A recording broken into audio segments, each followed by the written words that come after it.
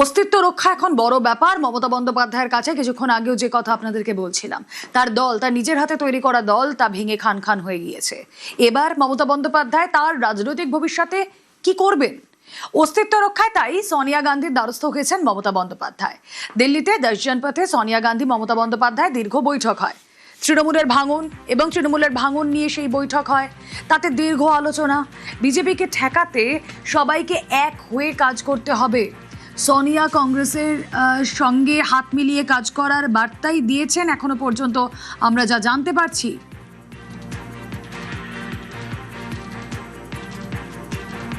মমতা বন্দ্যোপাধ্যায়কে প্রস্তাব সোনিয়া গান্ধীর। তৃণমূলের ভাঙন নিয়ে এই বৈঠক অত্যন্ত গুরুত্বপূর্ণ। কথা বলবো senior editor network 18 Pallavi Ghosh রয়েছেন আবারও আমাদের সঙ্গে। তৃণমূলের এই মুহূর্তে চরম সংকট পল্লবী, যে নিয়ে কিছুক্ষণ আগেও কথা হচ্ছিল। দিল্লিতে মমতা বন্দ্যোপাধ্যায় এবং সোনিয়া গান্ধীর এই বৈঠকে কি কি হলো পল্লবী, শোনা যাচ্ছে? আমি ঠিক কিছুক্ষণ আগে অধীর রঞ্জন চৌধুরীর সাথে কথা বললাম, আর উনি প্রথম রিয়াকশন আমি পেয়েছি, যেটাতে উনি বলেছেন কি যদি কোনো বার্জারের কথা হয় সেটা কিন্তু ডিসিশনটা সোনিয়া গান্ধী নেবে। কিন্তু বক্তব্য হচ্ছে যে পশ্চিমবঙ্গে যত অ্যাটাক তৃণমূল কংগ্রেস করেছে কংগ্রেস ওয়ার্কারদের উপরে, এই মুহূর্তে যদি তুমি বার্জারের কথা বলো বা দুজনের অ্যালায়েন্সের কথা বলো, তাহলে কংগ্রেস ওয়ার্কারদের জন্য ভীষণ খারাপ সিচুয়েশনটা হবে। দ্বিতীয় কথা হচ্ছে এই মুহূর্তে একটা অপোজিশনের দরকার। তৃণমূল কংগ্রেসের আমরা দেখছি কেরম ওখানে ব্রেকআপ হচ্ছে। এই মুহূর্তে কংগ্রেস পার্টিতে একটা অপশন পেয়েছে যে মাইনরিটি ভোট ব্যাংক হোক বা লোকদের একটা অল্টারনেটিভ দেওয়া হয়। তো কংগ্রেসের মধ্যে অনেক একটা কথাবার্তা চলছে যে যদি আমরা অ্যালায়েন্স বা মার্জারের কথা বলি তাহলে এটার লোকসানটা আমাদের হবে আর আমরা ওই চান্সটা পাবো না। তো এই জন্য অধীর রঞ্জন চৌধুরী, ওনার মতন অনেক লিডার আছে পশ্চিমবঙ্গের, যেটা এই কথা নিয়ে খুব খুশি না যে যদি মার্জার হয় তৃণমূল কংগ্রেস আর কংগ্রেসের মধ্যে। খুব গুরুত্বপূর্ণ একটা পয়েন্ট আপনি বললেন অধীর রঞ্জন চৌধুরী। তিনি বলেছেন যে কংগ্রেস কর্মীদের ওপর তৃণমূল যেভাবে এটা অ্যাটাক করেছে তার পরবর্তীতে দাঁড়িয়ে যদি অ্যালায়েন্স হয়, পল্লবী আমি আপনার থেকে জানতে চাইবো যে তাহলে কি বাংলায় জাতীয় কংগ্রেসের সঙ্গে যে কথা হচ্ছিল, জাতীয় কংগ্রেসের সঙ্গে সুসম্পর্ক মমতা বন্দ্যোপাধ্যায় ছিল, সোনিয়া গান্ধীর সঙ্গে ছিল, কিন্তু বেঙ্গল কংগ্রেসের কাছে তাহলে মমতা বন্দ্যোপাধ্যায়ের অ্যাকসেপ্টেন্স থাকবে না? বেঙ্গল কংগ্রেসের মধ্যে একটা দর্শনও থাকবে না। তাছাড়া বেঙ্গল কংগ্রেসের যে ওয়ার্কার্স গুলো আছে যারা তৃণমূল কংগ্রেসের ভায়োলেন্স সহ্য করেছে আর ওদের অনেক ওদের মনে হয় যে অনেক অত্যাচার হয়েছে, ওদের কি করবে? ওই কাডারে ওই লিডার যে ওয়ার্কার্স গুলো গ্রাউন্ডে আছে, ওরা তো এটাই ভাববে না যে যেই পার্টিটা আমাদের অ্যাটাক করতো ওই পার্টির সঙ্গে আজকে আমরা কেন আছি। তো এই জন্য মমতা ব্যানার্জি আর সোনিয়া গান্ধী যে মিটিং গুলো আপনি দেখছেন সেটা দেখে কিন্তু আমার মনে হয় না পশ্চিমবঙ্গে যে কংগ্রেসের ওয়ার্কার্স গুলো আছে ওরা বেশি খুশি হবে। সেন্ট্রাল আর ন্যাশনাল লেভেলে হ্যাঁ একটা ইন্ডিয়া ব্লক অ্যালায়েন্সের কথাবার্তা চলছে। ইন্ডিয়া ব্লক অ্যালায়েন্সে তৃণমূল কংগ্রেসও আছে, কংগ্রেস পার্টিও আছে, সমাজবাদী পার্টিও আছে, আরজেডিও আছে।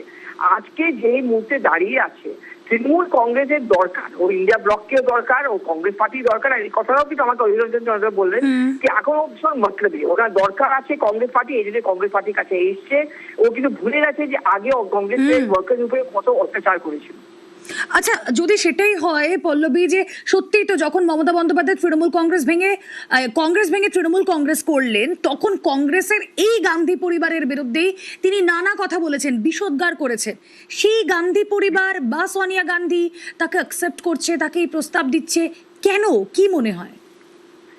সেটাই না, সব থেকে বেশি ওনার যে স্টেটমেন্ট ছিল মমতা বন্দ্যোপাধ্যায়, ওটা রাহুল গান্ধীর এগেইনস্টে ছিল। উনি অনেক ইন্টারভিউ, আমাদের এই ইন্টারভিউতে বলেছিলেন যে আমি রাহুল গান্ধীর সাথে কোনোদিন কাজ করতে পারবো না, কেন ও পলিটিক্স কিছু বোঝে না, আমি খালি সোনিয়া গান্ধীর সাথে আমার পার্সোনাল একটা ইকুয়েশন আছে। আমার মনে আছে যখনই মমতা বন্দ্যোপাধ্যায় দিল্লি আসতেন, যখন উনি মুখ্যমন্ত্রী ছিলেন, ও কিন্তু অনেক সময় সোনিয়া গান্ধী বা রাহুল গান্ধীর সাথে দেখাও করতো না, কথাবার্তাও করতো না। কিন্তু আজকে ওই মমতা ব্যানার্জি নেই। আজকে তৃণমূল কংগ্রেসের ওয়ার্কার্সরা ছেড়ে চলে যাচ্ছে। আজকে সকালেই তো আমরা খবর করলাম সুস্মিতা দেব, সায়নী ঘোষ, সবাই তৃণমূল কংগ্রেসকে ছেড়ে চলে যাচ্ছে।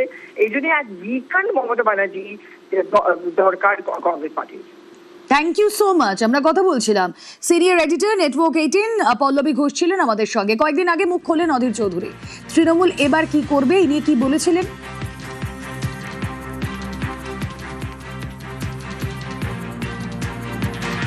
এই গান্ধী পরিবার, এই সোনিয়া গান্ধী, এই রাজীব গান্ধী আজকে মমতাকে মমতা বানিয়েছে। সেই মমতা যখন ক্ষমতা এসেছে সব থেকে আগে খারাপ ব্যবহার করেছে এই গান্ধী পরিবারের বিরুদ্ধে। রাহুল গান্ধীর বিরুদ্ধে অনেক অকথ্য ভাষাও বলেছে। কংগ্রেসকে ছাড়া মমতা ব্যানার্জির বাঁচার রাস্তা নাই, এটা মমতা ব্যানার্জি উপলব্ধি করে দৌড়াতে হচ্ছে দিল্লিতে। সেই পার্টির লোকদেরকে বলবো, নিষ্ঠাবান সৎ কংগ্রেস, সৎ তৃণমূলের কর্মীরা সিধা কংগ্রেস পার্টিতে এসে জয়েন করুন। আমরা একসঙ্গে লড়বো, আমরা একসঙ্গে থাকবো।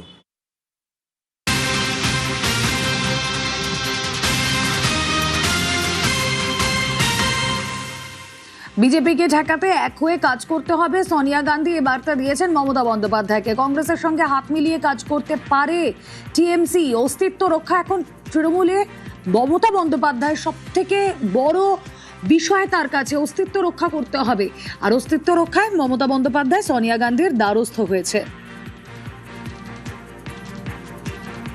देखिए, पॉलिटिक्स है आर्ट ऑफ पॉसिबिलिटीज, संभावनामय शिल्प है। तो कल कुछ भी हो सकता है।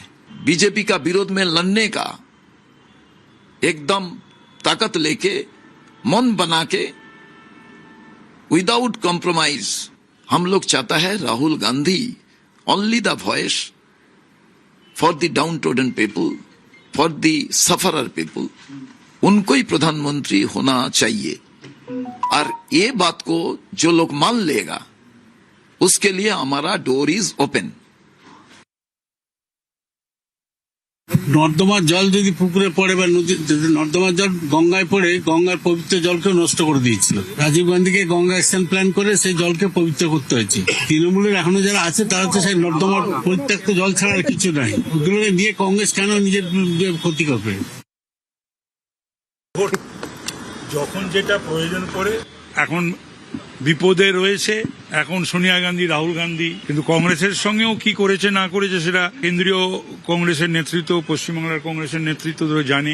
রাহুল গান্ধী সম্পর্কেও ওনার যে বিশেষণ উনি ব্যবহার করেছেন সেটাও জানে। যদি দু পার্টির ইউনিয়নও হয় তাহলে তো তৃণমূল এমনিও উঠে যাচ্ছে, অমনিও উঠে যাবে। কংগ্রেস তো আর মিশবে না তৃণমূলের সঙ্গে, তৃণমূল মিশবে কংগ্রেসের সঙ্গে। পরিষদীয় দল ভাঙিয়েছেন তিনি, ঋতব্রত। তিনি বলছেন আমরাই তৃণমূল, আমরা তো কারোর সঙ্গে মিশছি না। আমরা তো এখানে তৃণমূল কংগ্রেস, আমরা তো মিশে যাচ্ছি না। কিন্তু আমরা রয়েছি তো তৃণমূল কংগ্রেস, সংখ্যাটা 64 পেরিয়ে গেছে। স্বাভাবিকভাবে আমরাই তো তৃণমূল। কে কোথায় কার সঙ্গে দেখা করলো আমরা কি বলবো? আমরা মিশছি না, আমরা কংগ্রেসের সাথে মিশছি না, দায়িত্ব নিয়ে বলতে পারি। আমাদের পরিষদীয় দল এবং আমি এমপিদের যাদের সঙ্গে কথা হয়েছে তারাও কংগ্রেসের সঙ্গে মিশছেন না। তো সংখ্যাগরিষ্ঠ এমপি কংগ্রেসের সাথে মিশছেন না, সংখ্যাগরিষ্ঠ এমএলএ তারাও মিশছেন না, জেলা পরিষদও যারা আছেন অনেকের সাথে কথা হলো, কেউ মিশছেন না, মিউনিসিপ্যালিটি কেউ মিশবে না।